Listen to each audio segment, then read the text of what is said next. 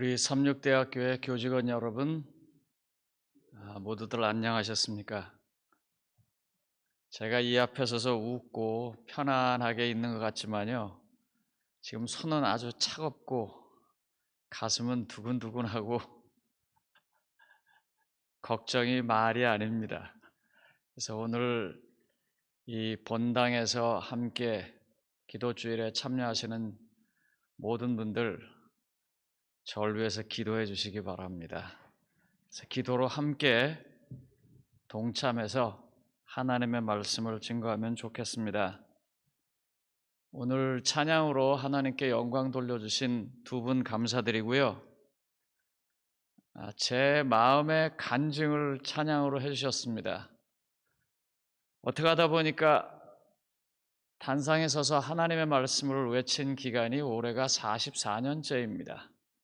이제 저도 곧 7학년이 되고, 근데 되돌아보면 짧은 삶이지만 주님의 은혜로 살았습니다. 너무 감사합니다. 마음을 또 한번 하나님께 향할 수 있도록 해주셔서 감사합니다. 제가 오늘 어둠 사이에서 꿈을 찾는 하나님, 이렇게 제목을 잡았는데요. 사실 하나님이 꿈을 찾으시는 일은 없죠. 본래 제 의도는 어둠 사이에서 헤매는 사람들에게 꿈을 찾아주시는 하나님, 그런 뜻입니다. 그런데도 이렇게 설교 제목을 붙인 이유가 있습니다. 먼저 이번 한 주일 동안 매번 순서가 있을 때마다 어떤 것이 주어지든지 제일 마지막에 목표로 하는 것이 있습니다.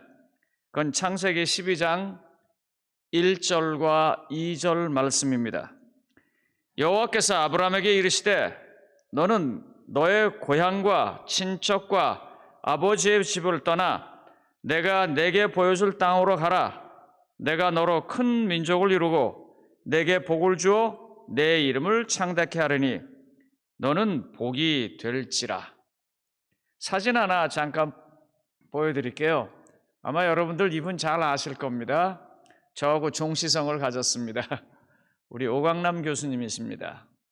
저희 대학에서 공부도 하셨고 토론토에서 비교정교학 전공하셨고, 잘 아시는 것처럼 예수는 없다라는 책으로 특별히 한인사회에 큰 반향을 불러일으켰던 분입니다. 이분하고 상황상 자주 봅니다. 왜냐하면 이분의 가족이 저희 교회를 섬기시는 성도님이시기 때문에 가족을 찾아서 오시면 이제 오십니다. 한번 식사를 하면서 얘기했습니다. 이분이 그래요. 당신이 본래 제목을 예수는 없다라고 안 했답니다. 그분의 책 자체도 예수님을 부정하는 책은 아니죠. 그분 입장에서 더 깊이 있는 신앙의 세계로 인도해보고 싶은 그런 열정이 가득한 책입니다. 그분이 책 제목을 제일 먼저는 이렇게 했다 그래요. 이런 예수는 없다. 그래갖고 원고를 출판사에다 보냈더니 출판사에서 이런을 빼버린 거예요. 왜 그랬냐 그랬더니 교수님, 그렇게 하면 책이 안 팔립니다 그런데요. 제가 제목을 이렇게 붙인 것도 그런 뜻입니다. 여러분들, 주저하는 연인들을 위한 이 총 제목이 연인들을 위하여 그러는데 그냥 재밌으라고 하는 말입니다. 이거는 소위 유행가라고 불리우는 그런 노래를 부르는 가수 잔나비가 부른 노래입니다, 이게. 그런데 우리도 사실 따지고 보면 하나님 믿는다 하면서 믿었다 안 믿었다 주저합니다.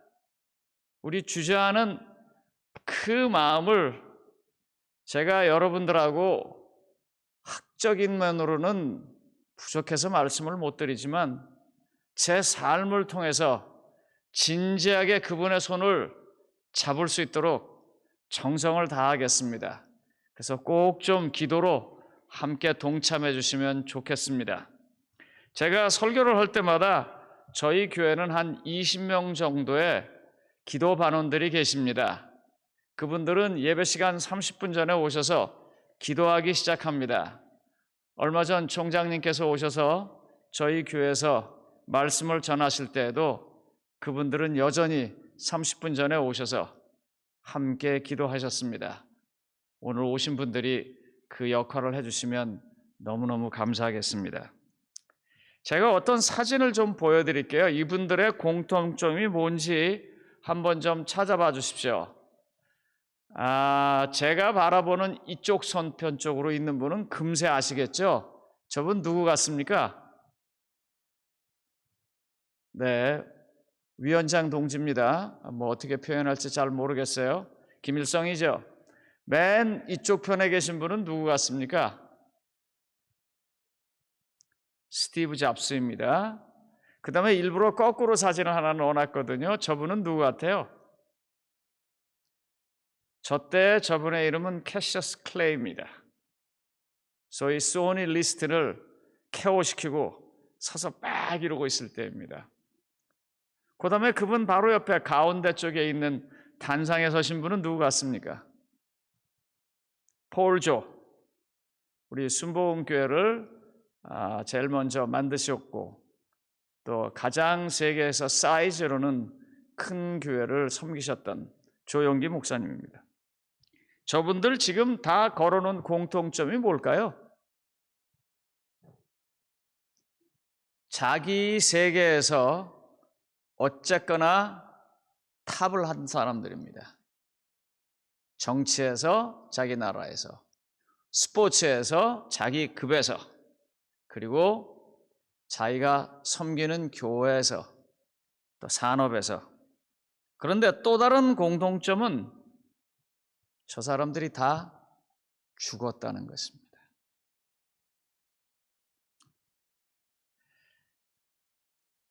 얼마 전에 저희 교회에서는 참 큰 손실이 있었습니다. 이 교회, 이 대학에도 정말 소중한 본인의 자산의 상당수를 헌납하셨고 미주 사회에 거의 한 200억 정도를 헌납하신 저희 교회 장로님, 홍명기 장로님께서 돌아가셨습니다. 그분 돌아가시기 바로 전날까지 저하고 같이 계셨어요. 식사를 하고 우리가 다음 주에는 그 인디안 미션을 떠나기로 되어 있었습니다. 그분 굉장히 건강하셨어요. 그래서 그날따라 음식을 잘 나누고 그리고 이제 토요일 저녁인데 안녕히 가시라고, 목사님 안녕히 가시라고. 그리고 그분 소위 그 세계에서 제일 좋다는 차 중에 하나인 그 마이바흐라는 벤츠의 탑 오브 더 라인 그 차를 타고 집으로 가시고 저는 제 차로 집에 왔어요. 아침에 전화가 왔어요. 따님한테 아빠가 잘 못 일어난다고 깨우셔도 계속 주무신대요. 그리고 그게 마지막이었었습니다. 제가 중환자실에서 같이 있으면서요. 이게 뭐지 하는 생각해 보세요. 만약에요. 주사 한 방에 1천억을 하는 게 맞으면 난다 그러면 그분은 놀 수 있는 분입니다. 그분에게 그 정도 능력이 있으니까요. 근데 건강한 사람이 딱 한마디 했어요. 제가 있을 때 이 여기에 있는 어떤 정맥을 찾아서 치료라는 과정을 위해서 의사들이 막 노력할 때 좀 잘 안 돼서 몇 번 찔렀더니 그분이 소리낸 마지막 소리였었습니다. 그분 사진이 어디 있을까요? 한번 좀 보여줘 보세요. 이분입니다. 저희 단상에서 이제 말씀을 전하실 때의 모습입니다.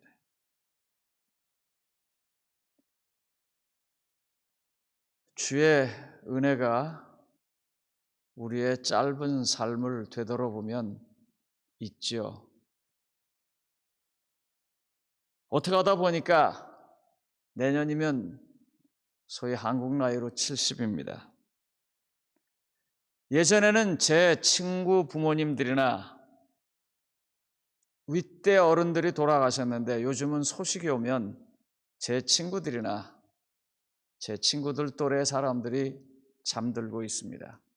제가 여기서 일정을 다 못 마치고 제가 여기 와서 뭐 할 일이 있는데 그걸 못하고 제가 일찍 돌아가야 합니다. 왜냐하면 또 한 분이 잠드셨기 때문입니다.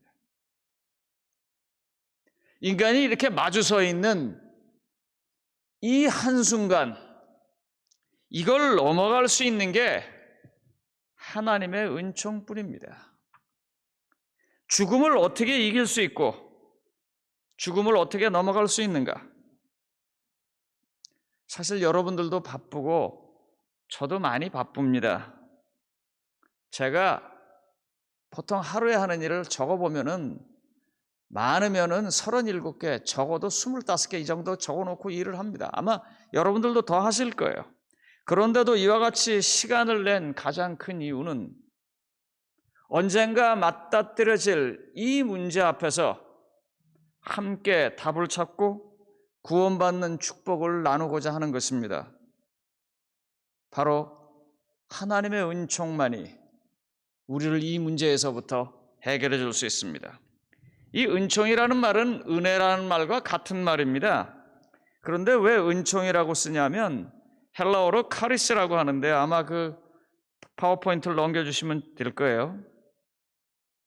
은혜는 사람과 사람 사이에도 쓸 수 있는 데 반해서 은총은 오직 하나님과 사람 사이에만 쓴다고 영국 버밍엄 대학에서 공부하신 이상윤 목사라는 분이 정의했어요. 물론 이게 그저 설명 중에 하나입니다. 꼭 그렇다고 볼 수는 없죠.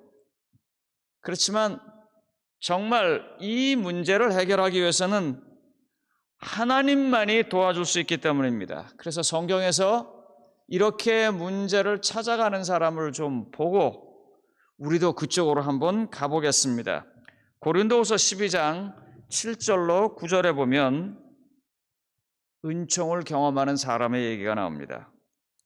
여러 계시를 받은 것이 지극히 크므로 너무 자만하지 않게 하시려고 내 육체의 가시 곧 사단의 사자를 주셨으니 이는 나를 쳐서 너무 자만하지 않게 하려 하심이라. 이것이 내게서 떠나가게 하기 위하여 내가 3번 주께 간구하였더니 나에게 이르시기를 내 은혜가 내게 족하도다. 이는 내 능력이 약한 데서 온전하여짐이라 하신지라. 그러므로 도리어 기뻐함으로 나의 여러 연약한 것들에 대하여 자랑하리라. 이는 그리스도의 능력이 내게 머물게 함이라. 어떻게 사도 바울은요 이렇게 할 수 있었을까요? 사실 그분 대단한 설교가입니다. 엄청난 성경 주석가입니다. 뿐만 아니라 그런 학적인 것이 아니라 손을 들어서 환자를 고치고 귀신을 쫓아내고 담대하게 관리들 앞과 심지어는 그 시대에 가장 높았던 황제 앞에까지 찾아가서도 너는 죄인이니까 예수님을 믿어라라고 말할 수 있을 만큼 담대한 사람입니다. 요즘 제가 걱정스러운 게 하나 있어요. 시간이 지나면서 성경이 조금씩 더 보이니까 더 공부하고 싶은데 눈이 말을 안 들어요. 제가 지금 안경을 안 썼지만 이 페이퍼가 폰트, 이 글자 크기가 22로 해놨습니다. 작은 글자가 안 보여요. 글을 보고 나면 옆에가 아무것도 안 보여요. 그런데 요즘은 또 다 모니터로 봐야 되잖아요. 점점 더 안 보여요. 그래서 하나님 이 눈 좀 고쳐달라고. 전 사도 바울이 그랬을 것 같아요. 그가 공부하고 나가서 외치고 그럴 때마다 학자들마다 여러 가지 견해가 있습니다. 그의 가시가 무엇인지, 어떤 사람은 눈의 안질이라고 말하고 어떤 사람은 그가 가지고 있는 고질적인 질병이라고 말하고 그것 때문에 그의 그 바라는 꿈이 막힙니다. 저나 여러분이나 이런 것들이 다 있을 겁니다. 이것만 없다면, 이것만 된다면, 그러면서 안타깝고 힘들고 그 앞에서 하늘을 바라보면서 원망하고 싶은 그런 것들이 저도 여러분도 다 있습니다. 한 친구가 있었습니다. 이 친구 참 괜찮은 친구예요. 경제적으로도 사회적으로도 또 그 친구의 삶의 자세도. 그런데 어느 날 그 친구가 떡하니 이혼을 했어요. 우리 친구들이 딱 깜짝 놀랐습니다. 아니 쟤가 왜 저래? 그래서 그 친구하고 아주 절친하고 앉아서 이야기할 기회가 있어서 야, 걔 왜 그러냐? 근데 이 친구가 이렇게 말을 해요. 충원아, 사람이 살 때 100가지 중에 99가지가 안 맞는데 한 가지가 맞는 것 때문에 그것 때문에 살 수 있는 게 있고, 사람이 사는데 100가지 중에 99가지는 맞는데 그 한 가지가 안 맞아가지고 못 사는 경우가 있는데 그냥 그렇게 생각해. 걔는 그 한 가지가 안 맞아. 그 가시입니다. 제가 그 말을 듣는데요, 마음이 이렇게 확 와닿는 거예요. 왜요? 저도 인생에서 제발 그 한 가지만 없었으면 하고 아주 처절하게 바라는 게 있거든요. 그것만 좀 어떻게 바꿨으면 하는 게 있거든요. 나를 가시처럼 말입니다. 움직일 때마다, 내 삶이 옮겨갈 때마다 나를 찔러댄다고요. 그래서 그것만 좀 없었으면, 사도 바울도요, 그래서 그렇게 기도를 했어요. 하나님 좀 이것만 해결해 주세요고요. 그런데 극적으로 사도 바울이 뭐라고 말하냐면 그것 때문에 하나님의 능력이 내게 머물 것이라고 말합니다. 은총이 실현된 것입니다. 어떻게 이런 일이 될까요? 어떻게 그 하나 때문에 가장 소중한 것도 다 버려야 할 만큼 그렇게 힘든 그것이 하나님을 만나는 도구가 될까요? 하나님의 능력이 내 안에 거하는 방법이 될까요? 내가 그것 때문에 오히려 인생에서 제일 마지막을 넘어가야 하는 그 힘든 순간을 넘어갈 수 있는 그런 힘이 될까요? 그래서 제가 좀 찾아봤습니다. 도대체 사도 바울이라는 사람은 어떻게 이와 같은 아픔을 극적으로 이렇게 바꿔놨는가? 이사야서 9장 6절입니다. 이사야서 9장 6절은 이렇게 말합니다. 이는 한 아기가 우리에게 낳고 한 아들을 우리에게 주신 바 되었는데 그의 어깨에는 정사가 메었고 그의 이름은 기묘라 모사라 전능하신 하나님이라 영존하신 아버지라. 여러분 이거 다 알죠? 그런데 이 이사야서를 계속 읽어가다 보면은요, 이분이 갑자기 이렇게 자기의 자세를 바꿉니다. 이사야서 53장 3절입니다. 그는 멸시를 받아 사람들에게 버림받았고 간고를 많이 겪었으며 질고를 아는 자라. 마치 사람들이 그에게 얼굴을 가리운 것 같이 멸시를 당하였고 우리도 그를 귀히 여기지 아니하였도다. 왜 이분이 갑자기 이렇게 돌아가는가? 그래놓고 이렇게 말합니다. 이사야서 53장 5절입니다. 그가 찔림은 우리의 허물 때문이요 그가 상함은 우리의 죄악 때문이라. 그가 징계를 받음으로 우리가 화평을 누리고 그가 채찍을 맞음으로 우리는 나음을 입었도다. 다시 말하면요, 모든 것을 다 가질 수 있는데도 모든 것을 다 버린 채 인류를 위해서 구원해 주시기 위해 십자가에 달려 돌아가신 예수님을 이사야서가 말한 것입니다. 사도 바울은 이 성경절을 제대로 이해했을 거예요.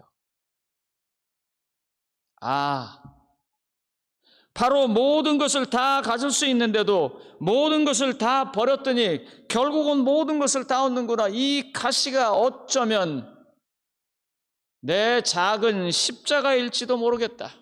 그러니까 이 가시를 멀리하지 아니하고 내가 이 가시를 붙잡고 내 것처럼 생각하고 살아야겠다.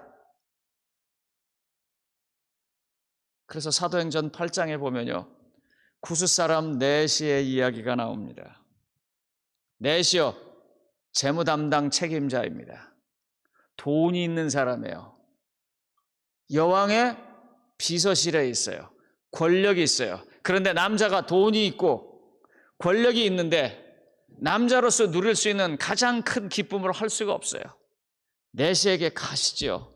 그를 가장 힘들게 하는 것이죠. 하나님 어떻게 날 이렇게 써요? 제발 이것 좀 버려주세요. 이것 좀 해결해 주세요 하고 처절하게 외치고 싶었던 것입니다.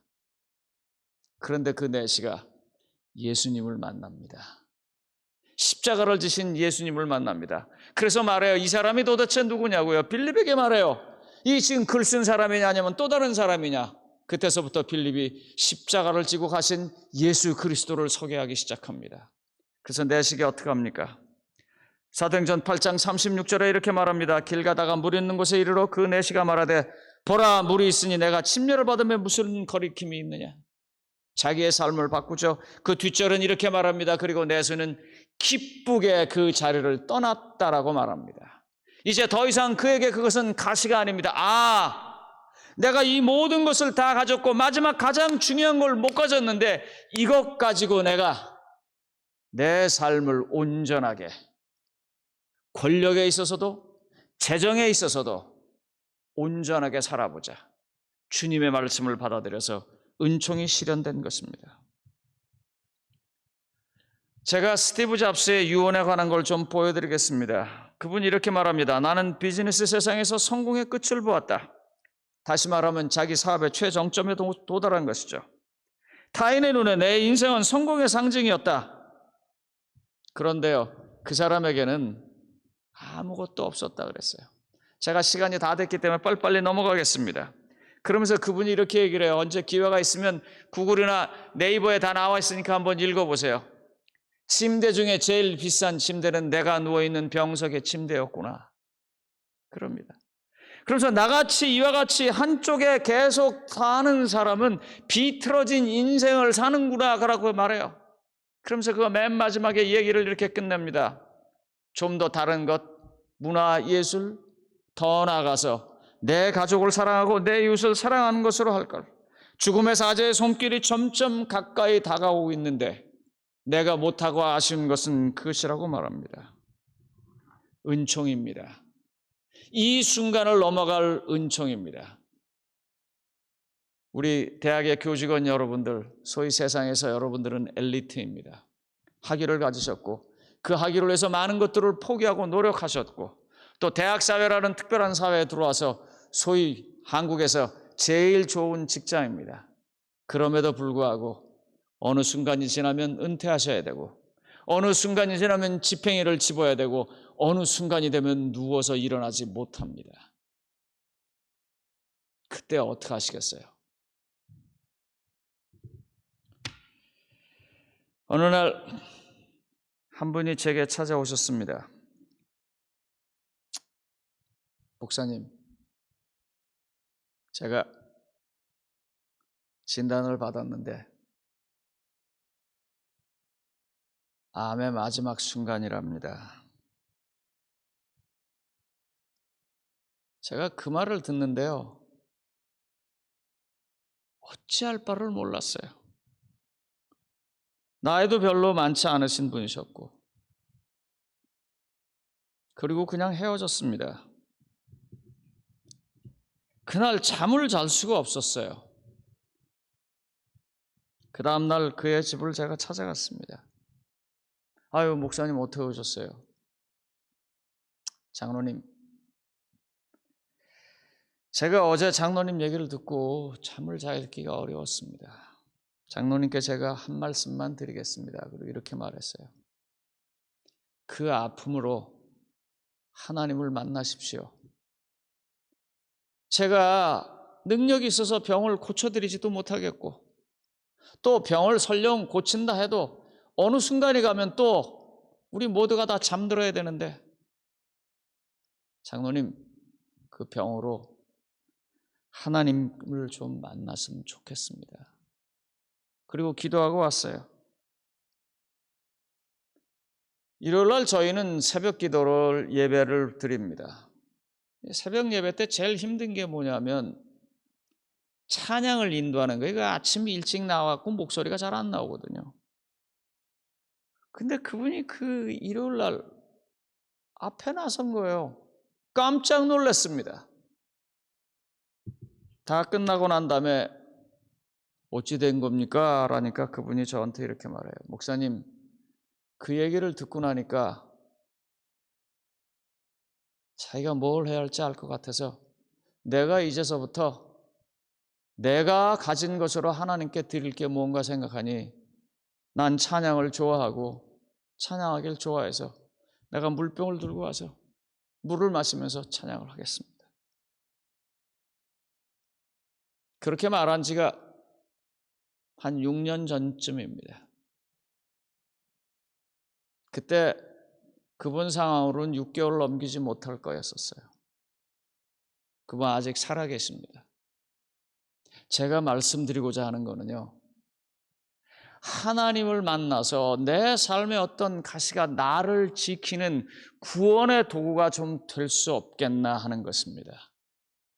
그분도 죽고 저도 죽고 여러분들도 다 죽을 거예요. 그렇지만 그런 경험이 있으면은요, 죽음을 만나게 될 때 그건 죽음이 아니라 요단강을 넘어서 약속의 땅으로 가는 것처럼 하나님을 만나는 가장 큰 기쁨으로 갈 것입니다. 죽을 만큼 우리를 아프게 하는 그와 같은 일들이 따지고 보면은요, 언젠가 정말 죽을 때 하나님 손 붙잡고 건너갈 수 있는 길을 위해서 하나님께서 주신 축복입니다. 그러므로 우리 대학에 계신 주님의 사랑하시는 아들, 딸 되신 여러분들, 갖고 계신 그 아픔 때문에